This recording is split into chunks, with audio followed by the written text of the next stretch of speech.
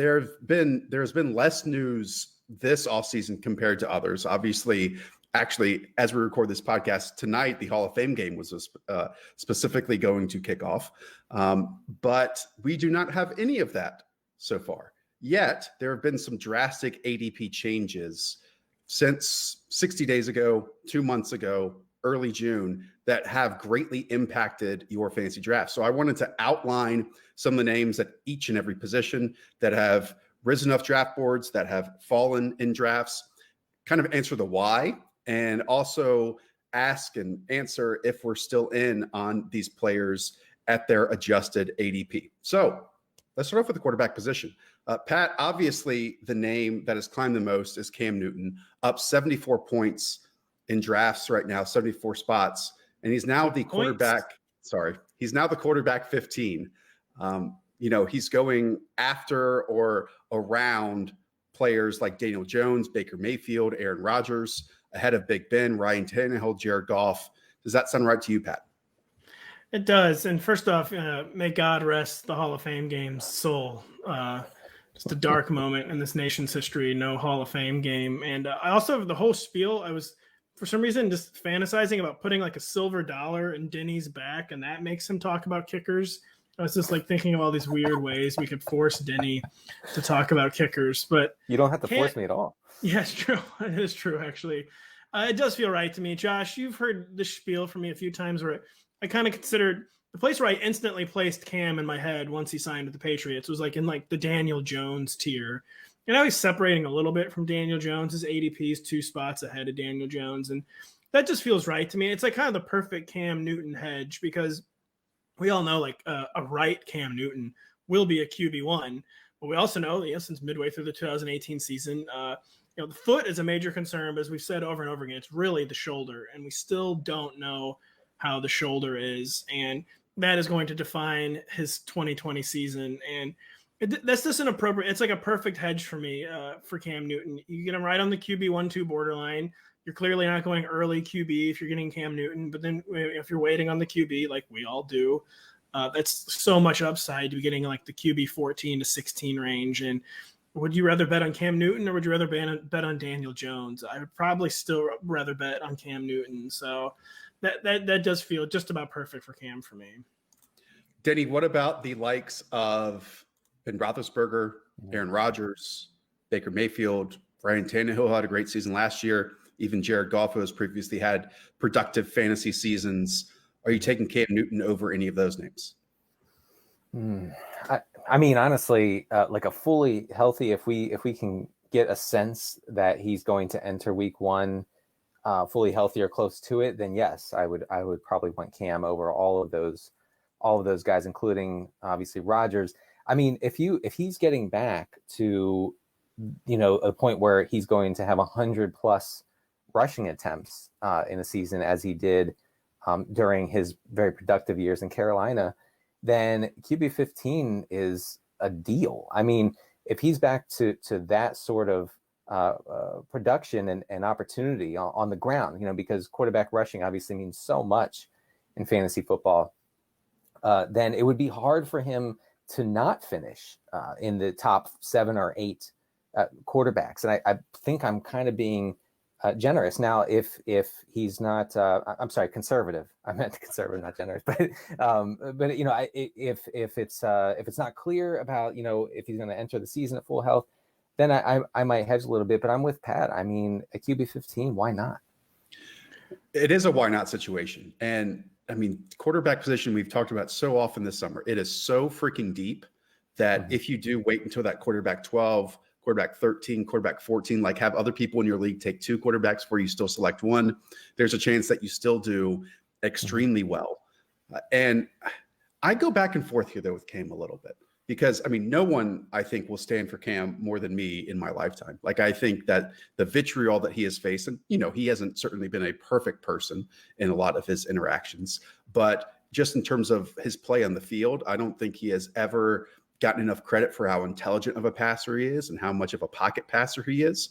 Now, to your point of him having that rushing success, that's absolutely a factor. And I certainly would expect Josh McDaniels for his first time in New England to have a player who has some mobility and some rushing prowess to use that effectively and in spots. Absolutely. Kind of maybe like Ryan Tannehill did a couple times per game last season. But, the time period where we saw 6 to 8 to maybe more carries a game, and especially in those crucial goal line situations, because I think Cam is still potentially the best goal line back of our generation, short yardage back of our generation. I do wonder if that same ceiling is there. But Pat, we've also already seen the type of offense that, cares about layups and short passes and quick passing game. And Cam greatly succeeded in that the last time he was quote unquote healthy on the field. Yeah, this is a spiel I've had before too. Like this is like the offense for Cam Newton because it's set up to run. They have a lot invested in their interior line. They've been transitioning to the run solely for 2 or 3 years, but when they do pass, they want it to be high efficiency layups. Make sure you're getting the easy completions, and Cam did that. And for not the first time in his career, but the most sustained stretch of his career in the first half of the 2018 season. So basically what we saw from Cam the last time he was healthy, Cam is almost the perfect quarterback for this offense. And I agree with Denny. Like if we could get some evidence this summer that he's like the real Cam Newton again. I mean, I'm putting him then in like the Josh Allen tier, like the QB 7 to 9. The problem is, it's going to be all hearsay and conjecture. I mean, we know the Patriots are like smoke signals to begin with, but now, with no joint practices, no preseason, it's just going to be very hard to kind of get like that smoking gun evidence. And I think he'll probably ultimately still feel most comfortable in like the QB 12 to 16 range. But if we got some evidence, QB 7 to 8 would be more appropriate. And I mean, we always like to stay away from injuries, right? But this isn't like you're spending a top 3 round pick on a player who's coming off an injury. I mean, again, it's the quarterback 15 at the position that's probably the deepest in fantasy football. So if it doesn't work out, if his shoulder does decline as the year goes along, Denny, then it's easy just to pivot away to either a matchup based pivot to Stidham. or at least to a player who almost certainly will get dropped in your league because, again, the quarterback position is so deep this year. Yeah, I mean, in one quarterback leagues, the waiver wire is full of starters every week. And they may not put up Mahomes type numbers, but that doesn't matter. I mean, it's just such a replaceable position in fantasy. I do want to mention one thing about 2 quarterback leagues, according to Fantasy Football Calculator, and I made sure of this right before the show. Cam Newton going in the 11th round. I don't understand, but that is incredible value. Honestly, I would find him to be something of an auto pick in like the 8th round of a 2 QB or super flex league. I can't imagine him dropping that far, but that's what it says. So, if you're doing some drafts this coming weekend or whatever, you just have to take him there. I was in a super flex the other night, and the 6th, 7th round, I was like all in on Cam as my QB2, and then I believe it was Mr. Pat Thorman did me dirty, and I still haven't gotten over it. So I found the other name interesting that has risen up draft boards, and that is Drew Brees. Drew Brees is up 22 spots in his ADP, now the quarterback 11. He's going ahead of Matthew Stafford, again, after some of the names I mentioned, Aaron Rodgers and Daniel Jones and Baker Mayfield. Denny, is this just safety? Is this just understanding that this is the type of offense that he was able to be the quarterback 8 last year in fantasy points per game, and nothing has changed, and maybe even it's improved this offseason? It's just investing in bonds in these uncertain times, Denny. That's right. This is not a show about stonks, though, so let's not get into that. Pat. Yet. Maybe if you pivot in October sometime, Denny, who knows? Yeah, we might slowly be pivoting, finding our niche. I mean, Denny and I, who knows where the dynamic will go. So that's right. We could pivot to stonks at any moment. So so Breeze, yeah, I mean, a QB 11, feels safe enough. I mean, the problem in a 1 QB league, the only issue you might encounter is that you really are going to be in a position where you have to take Breeze, Matt Ryan, or Tom Brady. Like those are the 3 who are likely going to be sitting there. That's a tough call for me. Right now, I think I would lean Matt Ryan, but the 2 48-year-old quarterbacks seem pretty appealing as well. Last year, Breeze had a touchdown rate that was about 1.5% higher than his career rate. That makes me think a little bit about some regression, but that could be a function of him missing 5 games and only throwing like 370 or 380 passes last year. But that it doesn't freak me out too much. But even if that touchdown rate comes down a little bit this year back to his career rate, I can't imagine that he would finish below QB 11 or 12. So I don't think that his ceiling is baked into that ADP at all. I don't really understand why Drew Brees' ADP would be moving over the course of the summer. I mean, I guess, like I said, just people, retreating to safety. Because, Drew Brees' floor used to be 5,000 yards, and he's still so safe. But now, that's more like 4,000 yards now. And I did think, the most reliable metric is the eye test. And I did think that Drew Brees, he did look better to the eye test to me last year, but I just don't know why. I'd rather bet on Matthew Stafford, who hadn't missed a game in like 8 or 9 years until last year. I would rather bet on Cam Newton. I'd probably rather bet on Drew Brees than Baker Mayfield or Joe Burrow or Daniel Jones. To me, Brees should be more QB 13, 14 than QB 11. And I would rather get more quote unquote guaranteed. There is no such thing as guaranteed upside. I'd rather get more upside at QB 11 than I feel like I'm going to get from Drew Brees at this point. And Emmanuel Sanders, I don't have his ADP here, but he's being drafted around that wide receiver 4 territory, despite, basically that second receiver in a Drew Brees, Sean Payton offense in recent years, compiling like a combined 700 yards. And who knows if they can unlock that a little bit more. I still think Emmanuel Sanders has a lot of game left in him, but that will be interesting to watch this year. Let's shift over to the running back position. Let's start in New England, actually, and this is a two-parter here, because Damian Harris has moved up 36 spots, now the running back 55. Meanwhile, Sony Michel has dropped 36 spots and now the running back 43. We know that Sony Michel is on the active PUP list coming off his foot surgery. I was looking up stats as one does, researching the podcast, Denny, and Sony Michel had 247 carries last season and ended as the running back 38 in fantasy points per game. Thought that was impossible, but we saw it last year. And despite this being only his 3rd year, I believe, in the NFL, he is on a steep decline already. Right. That's David Montgomery-esque, honestly. That's worse. It's worse. No, it is worse. It is worse.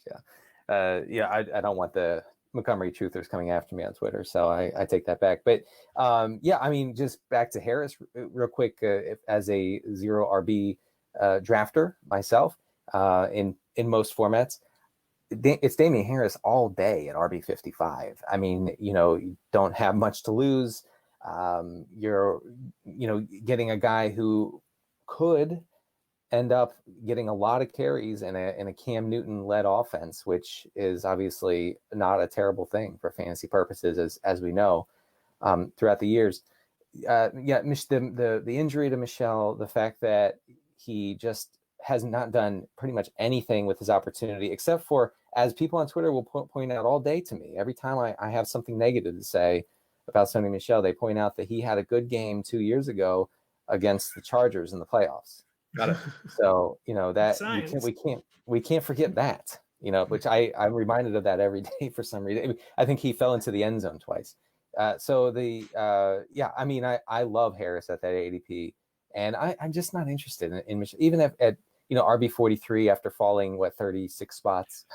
I'm still just not interested. Well, and to your point, Denny, he's now going around like backups. I mean, he's going around Alexander Madison. Right. He's going around Phillip Lindsay, Latavius Murray, Zach Moss. Some of those players need injuries in order to be startable each and every week. Pat, and again, I don't mean to laugh about Sony Michel, because I actually really like Sony Michel coming out of college. He was a dynamic player at Georgia. It's obvious that his game has just declined because of these injuries. But again, 247 carries last year, and now is being drafted along with backup running backs in this league. Yeah, I mean, it's the hashtag bone on bone condition will unfortunately undo your career very quickly. But there's no pause, like Denny said, with Damian Harris is the RB 55. I mean, that is like automatic. Like that workload upside is RB 55. That is automatic. The only thing that kind of gives me pause is like the Patriots had these same running back problems last year, and Damian Harris couldn't even get on the game day roster. He was a healthy scratch most of the year. So that is kind of bizarre to me. But so I don't know. Did the Patriots adding no running backs, is that more of a vote of confidence in Sony Michel, or is it a vote of confidence in Damian Harris? And it's just a strange situation. I assumed the Patriots would have added someone to their backfield, and they just didn't. Maybe it's a vote of confidence in Rex Burkhead. Maybe he will stay healthy for the first time in several years. And there is this there's plenty of Patriots mystery here, basically, where we know it makes sense. It would certainly make sense for them to begin phasing out Sony Michel and seeing what they have in Damian Harris, but we're just all kind of projecting, and we truly do not know what they have planned here. But again, an RB55, that's automatic.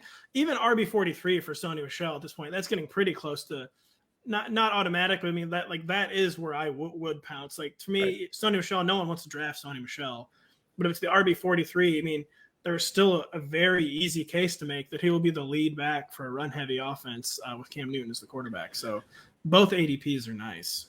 Denny, James White is going around running back 32, and we know that this Patriots backfield has always presented total unknowns. But circling back to our earlier conversation on Cam Newton, he loves his layups now. He loves those outlets to running backs, and that almost certainly – and Damian Harris certainly did that at Alabama, but James White has been doing it seems like, for a decade in the NFL. I don't mind him at all there. I don't end up getting him a whole lot because it feels like people the people I'm drafting with are usually more bullish on James White than I am. And maybe that's my bad there. But I mean, maybe the play is just to draft 6 New England running backs and see what happens. So you guys want to hear a stat that'll blow your mind? Yes. James White is the all-time NFL leader in receptions. Got it. So just throwing that out there. All right, let's shift it over to another pass-catching running back. Talk about stunning and shocking. This one made no sense. Tariq Cohen is up 24 spots in his ADP since June 1st. He's now the running back 35. Pat, last year he was the running back 46 in fantasy points per game. Explain this one to me like I'm a 5-year-old. I honestly don't. I mean, it is a very narrow depth chart. There's not a lot of mystery with the Bears running back depth chart. It's David Montgomery and Tariq Cohen and then Ryan Null. So we know that Tariq Cohen, they have no choice but to keep him involved. It's like a narrow overall offense. It's Allen Robinson. And then, Anthony Miller is a legit commodity. But then, is it Jimmy Graham, the third option? So I understand why Tariq Cohen hasn't fallen off the face of the earth. But the Tariq Cohen statistic I cannot get over. And, yards per catch, whatever. You're not going to judge a player based on something like a stat like that and really lack context. But Tariq Cohen's 5.77 yards per catch last year was the lowest for any player at any position the entire decade with at least 50 catches. It's these were just totally wasted targets for the Chicago Bears last year. And Tariq Cohen seems to have maybe blamed it on poor conditioning. He basically said he wasn't in good enough shape, wasn't ready for the grind last year. And that coming into his third year, he's more ready, he's more prepared. But yeah, I mean, we have not seen an efficient this is not he has not been a James White player so far through the first 2 years of his career. And you're really hoping for a humongous improvement over a player who was just targets down the drain last year. Denny? I can't really answer why his ADP would be rising so steadily. We got to do right something. Now. Normally, there's suspensions or injuries. We got to just move people for no reason. Basically, we're also bored that we just sit at home and be like, now would be a good time to draft Tariq Cohen. Right. Nice. And so I can't explain that, but if you expect Chicago to be bad this year, and I think we all do, then he is going to get some run. We know the splits between him and Montgomery in Chicago wins and losses. Over the last 2 seasons, Cohen ranks behind only James White, Christian McCaffrey, Alvin Kamara, and Saquon Barkley in targets. Now, I know Pat he explained how inefficient he was last year with his targets. I don't know if that has to do with him being out of shape or whatever. I mean, but the Bears offense was a disaster last year. And, basically no one produced except for Allen Robinson. in that offense. So I don't know if you can look at a guy like Cohen and say, well, he didn't do it last year, so I'm not taking him at RB35 this year. I don't know if I'm chasing him at RB35. I'm not like horrified by the ADP. One factor might be Nick Foles. Not that he's a massive upgrade at the quarterback position, but last year in Foles' appearances in Jacksonville, Leonard Fournette averaged 9 targets a game. And I think that, that's worth considering maybe with Cohen. But yeah, so you laid out, I mean, there was context to that awful number. And Tariq Cohen to me seems like a player who would be an effective, like a playmaker in like a good offense. And the exact offseason narrative for him, our most recent Rotoworld headline, this was the headline: Cohen doing more yoga after quote unquote slacking in 2019. So do with that what you will. Yep, big same for sure. Adjust the ranks, literally. They have been adjusted already, Denny. Okay, so before we move on, I do have a few production or housekeeping notes to say. First of all, thank you all so much for those of you who are rating and reviewing the podcast. Again, August is always massive for us. The bigger audience we have, the better. So if you can tell one friend, again, if you can take 15 seconds on an iTunes and leave us 5 stars and rating and review, it really does go a long way to help other people find out about the show. And then for us to you, I know that many of you will be drafting this month, probably a little bit later on than usual because of the lack of preseason games. But Rotoworld has basically completely redone their premium products, and we're very proud about them this year. And the best way to go and check them out is to go to rotoworld.com/edge. It's a monthly subscription, or you can do an annual subscription. If you do use an annual subscription, enter our promo code FBPOD10 at checkout and you get $10 off.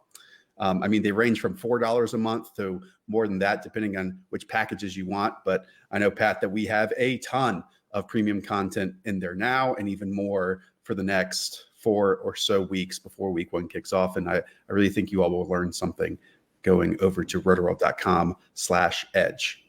Okay. I got to say, our most exciting new feature when it comes to subscribing to the podcast is you can now go to Denny's house and subscribe in person. So take advantage of that. It's a new feature that it's only in beta. I wasn't supposed to say anything about it, but yeah, right. He will take signups in person at his house. Did you read the fine print of the contract, Denny? I did. Yeah. I mean, it works, and like Pat said, it's in beta, which makes sense because you're talking about coming to a beta's house to hang out and we can have a beer, whatever. Seltzers. This week has seltzers, whatever your taste is. All right, let's move on over to wide receiver. Again, this is a doubleheader here. Brandon Ayuk is up 38 spots, now is the wide receiver 60, and Deebo Samuel is down 51 spots, but still going as the wide receiver 40. Denny, are you interested in Deebo Samuel at all as the wide receiver 40? Because to me, I am not drafting him at all in any redraft leagues. I don't really understand that ADP. I mean, are people not reading the blurbs? What's going on? I don't. How dare they? Yeah, I'd be right. Exactly. Read some blurbs. No. I think that's still too high. I mean, I guess like if you're in a deeper league, you take him if he drops a few rounds beyond his current ADP, you take him in as maybe depth for later in the season. But I'm not quite sure what the appeal is at that spot. And Pat, I'm trying to produce while also hosting the show. With Brandon Ayuk, I have him clearly behind Jalen Reagor and Henry Ruggs. Should I rethink that at all? I mean, I know the narrative that I bought into with Brandon Ayuk is that he didn't really develop at Arizona State. It was like 1 season of production, right? And then would have used this season to develop a little bit by playing behind or next to or less than Deebo Samuel. But now he's going to be thrust into, the spotlight because he's so good in his yards after catch capabilities. But at the same time, Pat, in like good offenses, we saw Deebo improve as the season went along and develop. We saw DK Metcalf do it. So why can't, Brandon Ayuk do it? And he's going, so many picks after, again, the likes of Ruggs and Reagor among those rookies. It is true. And we have a tendency to ignore things like, he is a first-round pick. The 49ers did see fit to invest a first-round pick in Brandon Ayuk. And I mean, I have Henry Ruggs ahead of him, but I mean, to me, that one's kind of. I think Jalen Reagor's a no-brainer over Brandon Ayuk, but Ruggs Ayuk is kind of more up for debate to me. I feel like so the Raiders are going to force the issue with Henry Ruggs, someone they took at number 12. I mean, John Gruden's like a point prover. He's going to prove is a good pick, but the Raiders, they don't need to force the issue as much as the 49ers probably do with Ayuk. The Raiders have a lot of places they can funnel targets, where the 49ers, without Debo now and, Emmanuel Sanders gone, and there's kind of less obvious places behind George Kittle where I feel like there's more up for grabs there. And yeah, I mean, he's a literal first round pick, and both Ruggs and Ayuk are people who maybe as a rookie, maybe early in their career will kind of have to rely on manufactured touches. I just think when I look at the two skill setups, the 49ers might, the Raiders won't have to manufacture as many touches, I feel like, for their pass catchers, where the 49ers will. And I think they might have more incentive to force the issue with Brandon Ayuk than the Raiders will with Henry Ruggs, if that makes any sense whatsoever. So I'm assuming, because Justin Jefferson is going as the wide receiver 52 right now, that you would rather have Brandon Ayuk than Justin Jefferson. And I know your feelings about Justin Jefferson. Yes, the problem there is I can't get past my bias against Justin Jefferson and just not thinking he's good. But the setup, it is hard to argue with the setup. So I get back to me on that one. We'll do an entire podcast on that one. We know Pat's feelings on Justin Jefferson. Denny, since you are new to the crew, I want to get your thoughts on Curtis Samuel, because he has moved up 17 spots in the last 2 months. Now the wide receiver 53. We know he saw 20 uncatchable targets, 20 plus yards down the field. And if 3 to 5 of those were completed, there would be, I think, a different narrative about Curtis Samuel this offseason. Is that just something that people are seeing and they're buying into this Carolina offense as it goes along? And Curtis Samuel is that dynamic piece that, again, basically you can exit every single draft you want to, since he is, again, going as wide receiver 53. Right. I mean, you to your point, if he catches 4 or 5 of those balls, he's probably going at wide receiver 30 right now. So at 53, I have in my notes, why not? And but especially because I think this Carolina offense has a little bit of sneaky upside. I talked about it a little bit in my Teddy Bridgewater article a couple weeks ago on Rotoworld. There's going to be a lot of opportunity. This is probably going to be a pretty fast-paced, aggressive offense that is going to have to score, going to have to at least try to score a lot with a bad defense and a bad team in general.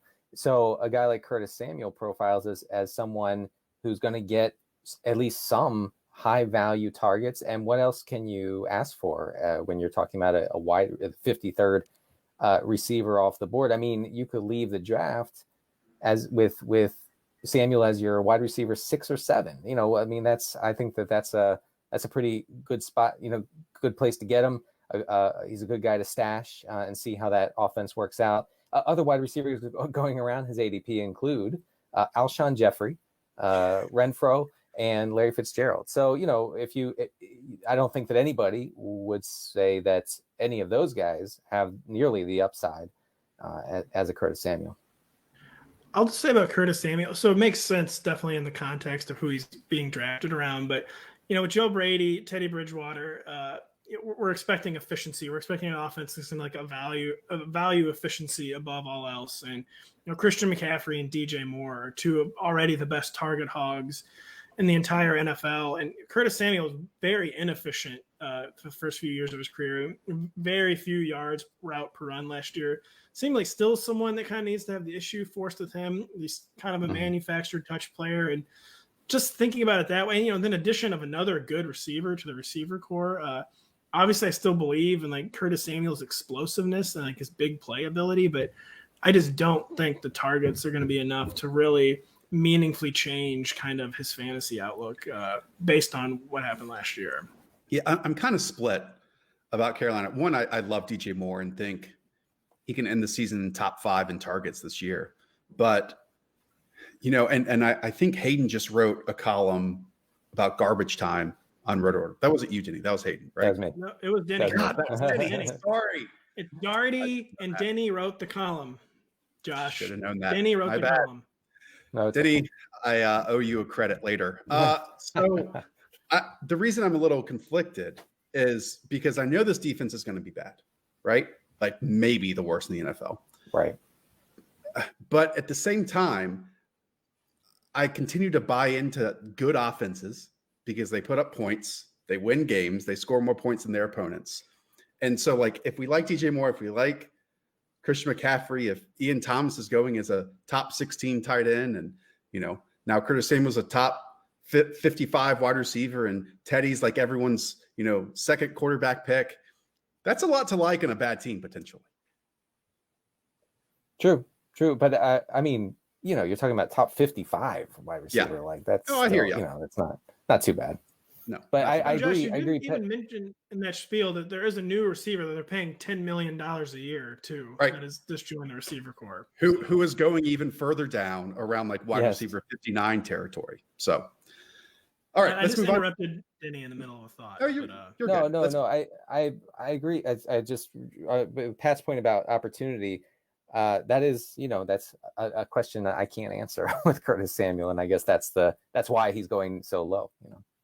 Let's move on to a name who is falling in comparison to the other two wide receivers. This one is Mike Williams. He's down 17 spots, now around wide receiver 50. And you might be asking, well, who else is going around that mark? Well, he's going after Jalen Reagor and Henry Ruggs and Sterling Shepard and John Brown, 4 names that we've talked about previously on the show.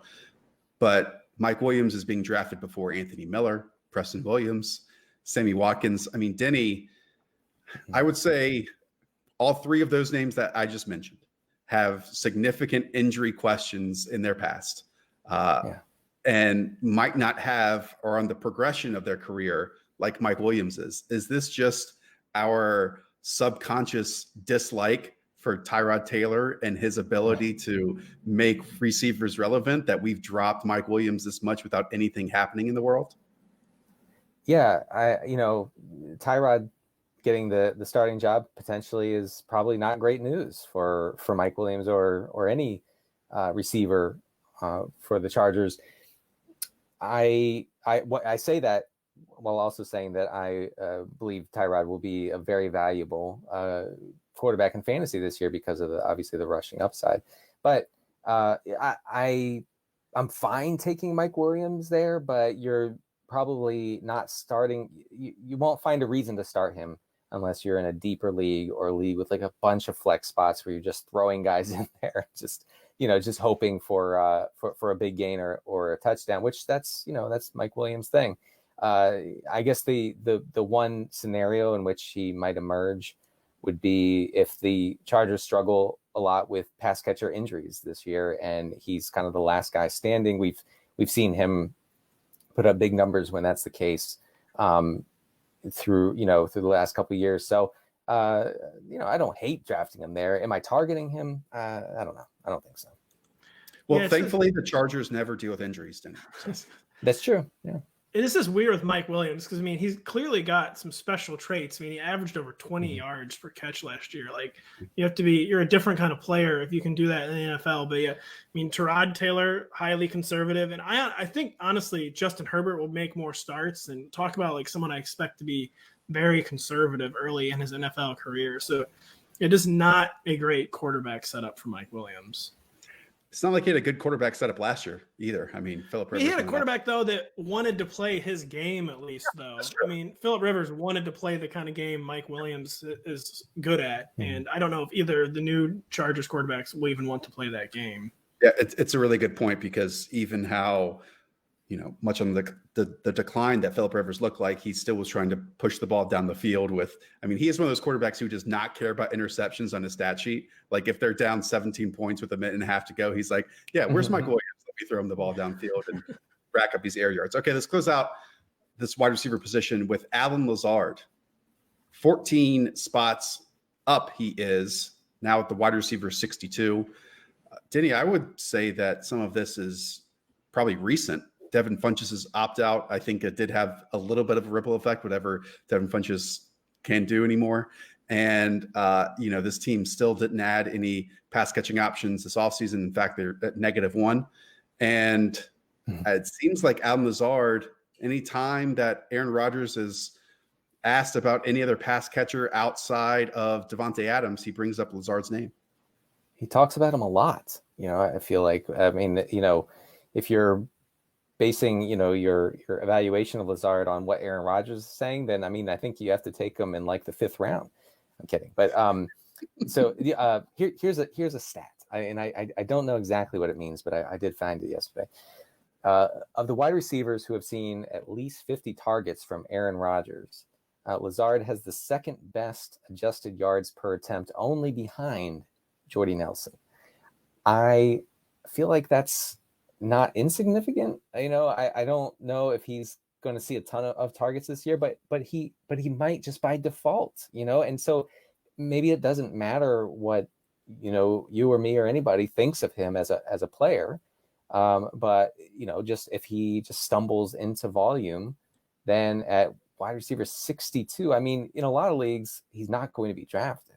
So at that price point, again, it just feels like even with the slight rise since I guess Funchess opted out, it feels like why not? Again, why not? If you can just toss him on your bench and see what unfolds.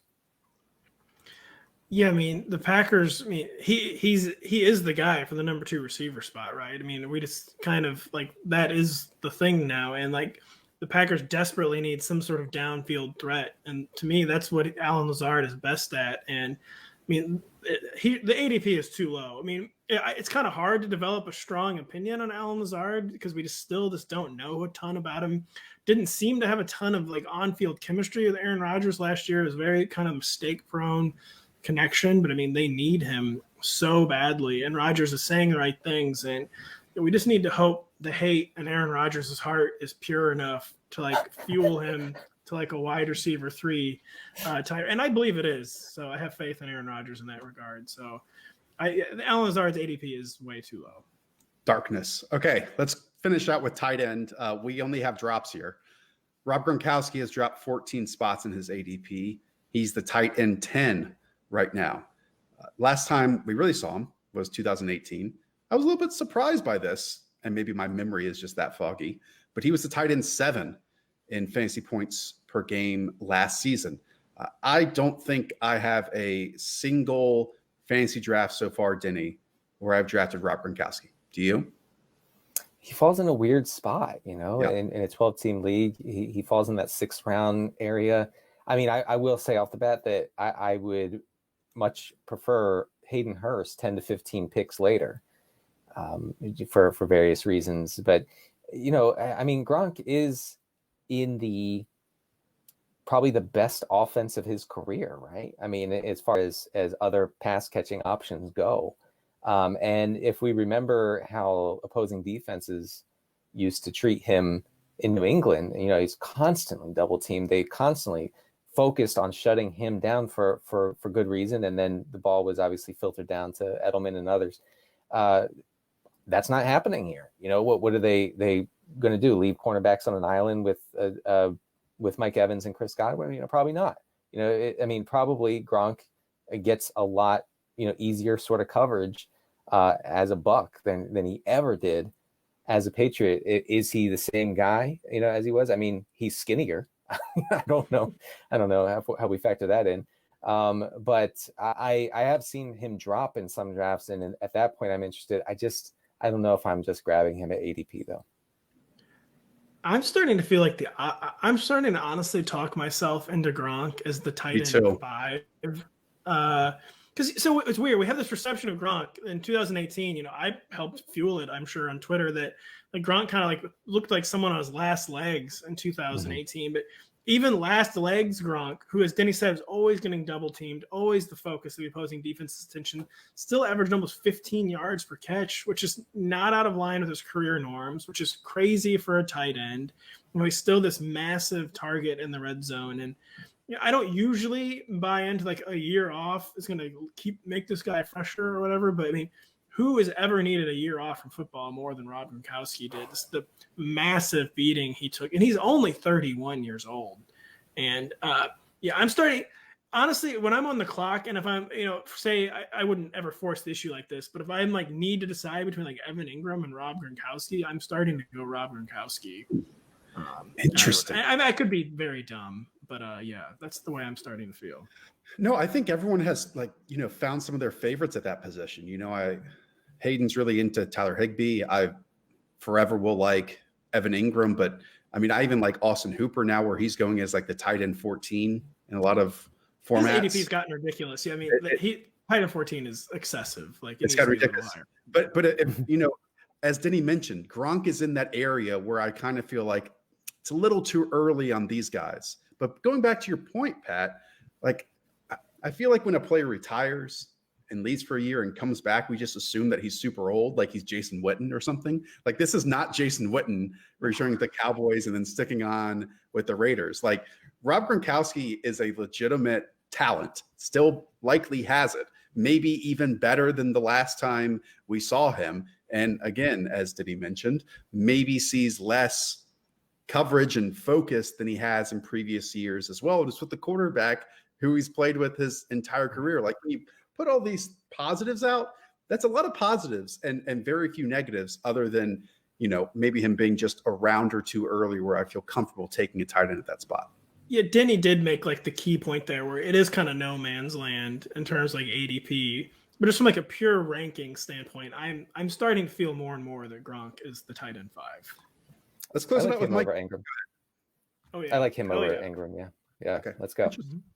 Let's close it out with Mike Gesicki. Mike Gesicki is also down 11 spots. He is the tight end 11. I don't know what to think of Mike Gesicki.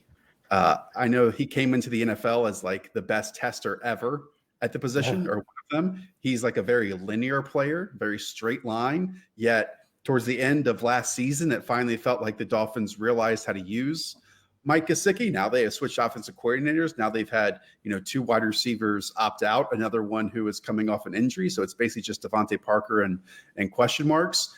Denny, I can make the case either way. Which side are you leaning here with Gesicki? I mean, you mentioned the athleticism, 99th percentile burst score, 95th percentile speed score, and athleticism, as my Living the Stream co-host JJ has pointed out recently, athleticism is a key predictor of tight end breakouts, even though it could be argued, obviously, that Gesicki has already broken out. His breakout coincided, as you guys know, with Preston Williams going down to that ACL injury last November, I believe in the second week of November. So, I don't know if I would be all over Gesicki at tight end 11 if Preston Williams was for sure starting the season. But it looks like that's in question, and it looks like that pass catching group is going to be so shorthanded to start the season. I mean, I'm sure they'll bring in somebody at this point, but it's a team like we talked about last time I was on the pod last week. The Dolphins are going to throw a lot again this year. There's just no way around that. So the opportunity could definitely be there for Gesicki, no matter who's starting at quarterback. I guess this is a long way of saying I really like him at tight end 11. Ooh. His ADP is like going to be like this weird yo-yo now because of the opt-outs, and like the argument against Gesicki had been that a lot of this was forced by injury, like you kind of just like favorable circumstances, that he was still an inefficient player, like very bad from like a yards route per run perspective. But yeah, I mean, now again, he's back in the same situation now almost overnight where he's clearly one of the Dolphins' top 3 targets. Like they're going to need a lot of Mike Gesicki. And yeah, right on the tight end 1-2 borderline, feel that's like very palatable for Mike Gesicki. Mm-hmm. Before we close this out, I do have just a few random ADP changes that I wanted to throw out. Raquel Armstead has dropped 33 spots in the last 2 months, which to me, I would have expected to go the opposite direction because that's at least how I'm drafting him. Anthony McFarland is dropping 25 spots. Again, I would think the opposite way. Zach Moss, maybe because of his mentions on this podcast, is up 16 spots as well. So these ADP changes might not be as significant. And obviously I'm not mentioning LaShawn McCoy and DeAndre Washington. I know all of you listeners are in tune with those. But maybe we'll do another one of these episodes towards the end of the month if there are any more significant ones as we go along. Good job, guys. This is fun. Thanks for doing this. And by the way, everyone out there, there have been many podcasts we have done this offseason that you can still go back and listen to that are hopefully still beneficial. We did our must-haves, our favorite players that we have to exit every single draft with, both in June and July. I would advocate for those. We do fantasy drafts each and every month. In fact, we did one earlier this week. We've done middle round strategies with Pat. We've done late round strategies as well. So again, just cycle through and see which episodes pique your interest and go and listen to those, even if Denny Carter is not on them. They're still worthwhile. Denny, hopefully you have a long line of reviewers lining up this weekend. I know you. By the way, don't go to Denny's house. Do not, under any circumstances, go to Denny's house. His wife will. It's on Google Maps somewhere. Okay. His wife will leave him. Do not do it. All right. Yeah, she will actually. And be sure to go check out Denny's column about garbage time. I read it. I just, forgot who wrote it. So go and check that out. All right. So for Denny Carter, for Patrick Daugherty, I am Josh Norris. Up the Velo. Talk to y'all soon. See ya.